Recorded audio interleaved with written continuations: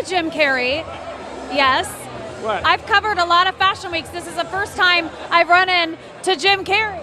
What happens when a reporter crosses the line on live TV and mocks a Hollywood star for his body? In front of cameras, in front of an audience, he was humiliated with a so-called joke. His response? He didn't yell. He didn't clap back. He canceled everything and walked away. This wasn't just another celebrity meltdown. This was a powerful stand against body shaming, bullying, and the toxic side of fame. You tweet very amusingly. I wish you did. I mean, in the middle of the commercial break, I want your viewers to know, they must know because they're probably following you on Twitter. I mean, you can't even pay attention for 60 seconds. Starting things off with some light heat, Chelsea Handler.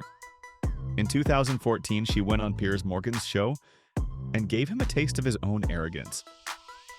Everything was fine until Piers did what Piers does best: check his phone mid-interview. Oh, you have to pay attention to the guests that you invited on your If show. they're interesting enough. Yeah, they are. Listen, it doesn't matter how interesting I am. You signed up for this job. Of course it does. Well, maybe that's why your job is coming to an end. Ooh, and she wasn't done yet. Chelsea Handler walked in for an interview and left a burn mark. What's the moment if I said to you, I can give you one moment back in your life to repeat right now? What would you choose? It would be spending this hour differently. Can't you try? Chelsea didn't miss a beat. This next one, it's hard to watch. Now there's one because Lindsay Lohan didn't go on Letterman to talk about her rehab. She came to promote a movie. Now, aren't you supposed to be in rehab now? Do you not watch anything that goes on? I do. Tabloid now? Now here's what May 2nd. I was under the May 2nd. Yes. And how long will you be in rehab? 3 months. How many times have you been in rehab? Several. But the host had other plans. He just kept going, asking about her past, poking fun at her struggles, and laughing about her rehab dates. First of all, what is on their list? What are they going to work on when you walk through the door? We didn't discuss this in the pre-interview. No, just saying. but it'll be 3 months, and you no, look- I think to be honest, I'm the happiest when I'm working and the healthiest, and I think this is an opportunity for me to, focus on what I love in life, and I don't think it's a bad thing. You could hear the shake in her voice. You could see her trying to keep it together. when you go to the rehab, what do they do? We're here for a movie. We have to what? Let's stay on the positive. Oh, what? Aside from that side of. Viewers weren't laughing, they were furious. Because behind that smile, Sass, was someone barely keeping it together. And yet, she stayed. She handled it. And honestly, that took more strength than a punchy comeback ever could. You gotta stop drinking. They don't let you drink in rehab. It was a joke. I know. Rutal, iconic, Handler. Next up, the legend who never held back, Joan Rivers. It was my last book was on the bestseller list 19 weeks. So my producer's not a fool. She said, write another. So I said, about what? She said, well, you're funny every day. Write about what annoys you or makes you laugh every day. She was on CNN to promote her book, Diary of a Mad Diva. But the vibe shifted when the interviewer came for her fashion critiques. With your fashion critiquing, while it's very mean in some ways, people can't wait to hear what you have to say. Really? It's not mean. It's not mean. I tell the truth. I'm sure I say the same things that all your viewers say to their friends sitting next to them on the... Joan didn't blink, but instead of moving on, the interviewer pushed harder, bringing up Joan wearing fur and baiting her into an animal rights debate. Well, not when it's about dresses. It's not about them. It's about clothing. That's when Joan snapped. Joan Rivers walked off, proving once again.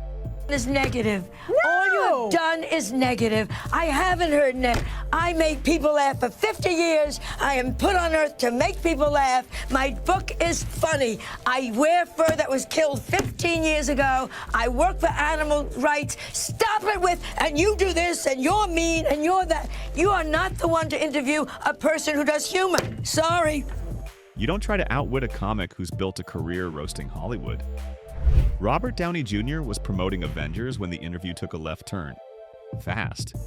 I'd really like to ask you about a quote you gave to the New York Times. And I don't want to pry, so if you don't want to talk about it, it's fine. But what you said to the New York Times once was, it was after your incarceration, and you said you can't go from a $2,000 a night hotel suite to a penitentiary and understand it and come out a liberal. Does that mean you're not a liberal, or that you came out of prison not being a liberal? Are we promoting a movie? What started as a few questions about the film turned into a creepy deep dive into his past. Jail time, trauma, political beliefs. And RDJ had enough. He tried to stay polite. He even gave the interviewer a chance to back off. Your relationship with your father and the role of all of that in the dark periods you went through, and taking drugs and drinking and all of that. And I just wondered whether you think you're free of all of that, or whether that's still something... I'm sorry, I really don't... what are we doing? Well, I'm just asking questions, that's all. Right. Okay, that's okay. Bye. Thank you guys. I'm sorry. Take your mic. But when the reporter kept pushing, and just like that, he stood up and walked out. No drama, no yelling. Just done. Next up, Russell Brand, comedian, author, walking thesaurus. Kind compliment. You also look beautiful. Brian, you are free to wear whatever you want. This is one of your freedoms that is afforded to you. I appreciate that. He appeared on MSNBC's Morning Joe to promote his comedy tour. But within minutes, it was obvious. These hosts had no idea who they were talking to. It's totally fine. Forgetting Sarah Marshall or the TV show, it's fine. But on satellite radio in the car, I can't understand a single joke you say. You can't understand it. Can you understand me? Yes, but I'm telling you, when I'm driving in the car and everyone's laughing in the audience of the radio, I'm like, I have no idea what he's He's best you focus. Yeah, not a great start. Russell stayed classy at first, explaining why he loves stand-up. But then the host made it weird. Best you focus on your driving, Brian. You're a man, you don't want to be distracted by humor. You might crash into a pedestrian. Okay. So it's a good thing. One joked about his accent. Another called him an experience, like he wasn't even in the room. This is my first brand experience. Yeah. I think it's not listening to him, it's experience. It's just sort of taking it all in. Cue awkward laughter. About me as if I'm not here and as if I'm an extraterrestrial. You know I'm from a country that's near to you. Window dummy. We're just sort of admiring the whole, it's the whole thing, isn't it? Well, thank you for your casual objectification. And just like that, Russell flipped the script on live TV, turning the host into the punchline. Say Jim Carrey. Yes. What? I've covered a lot of fashion weeks. This is the first time I've run into Jim Carrey. At New York Fashion Week, Jim Carrey hit the red carpet and ran into an E! News reporter who asked the wrong question. Wandering the streets, you need a date to the party? What's up? Jim just stared, like he got hit by a cosmic wave of cringe, then dropped this philosophical bomb. No. I'm doing just fine. There's no meaning to any of this. So I wanted to find the most meaningless thing that I could come to and join, and here I am. The reporter tried to pivot, talking about inspiration, artistry, even calling Jim an icon himself. But Carrey wasn't letting it slide. Celebrating icons, boy, that is just the absolute lowest aiming, possibility that we could come up with. It's like icons. Do you believe in icons? I don't believe in personalities. I don't believe that you exist, but there is a wonderful fragrance in the air. She was looking for light celebrity fluff. He gave her a full-blown existential crisis on the red carpet. Morning, kid, right? No, I did not say that. Misquoted for sure. This one hits different because it's not just an awkward interview, it's a real-life comeback moment. Not say that. Misquoted for sure. No, you did not hear me say I said we used to make fun of the name. But yeah, he is obviously killing things out here. Michael B. Jordan was being interviewed on the red carpet when the host tried to get friendly. Stay locked in, just follow your heart, try to block out the noise and distractions as much as possible and run your race. Don't compare yourself to anybody else, just keep going. You could feel the energy shift. Jordan didn't need a savage line. His success said it all. When Jerry Seinfeld sat down with the legendary Larry King, he expected a classy conversation. I have noticed that most of the guests are mostly white males of 22 episodes. Yeah, that you've let's had. get into that. No, but But you take a look over here, Peter. What do you see? A lot of whiteys. What's going on here? Oh, this really pisses me off. But go ahead. Really pisses me off. What he got instead was a moment of pure confusion.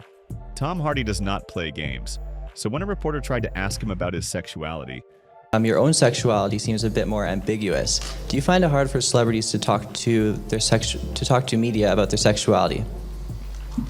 What on earth are you on about? right there in a press conference, it didn't go well for the reporter. I was wondering if you find it difficult for celebrities to talk about their sexuality. I don't find it difficult for celebrities to talk about their sexuality.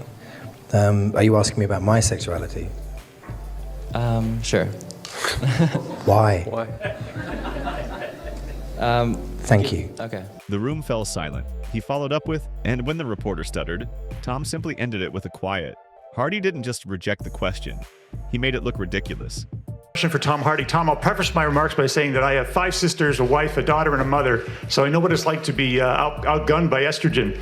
But I just wanted to ask you, as you were reading the script, did you ever think, why are all these women in here? I thought this was supposed to be a man's movie. No. Not for 1 minute.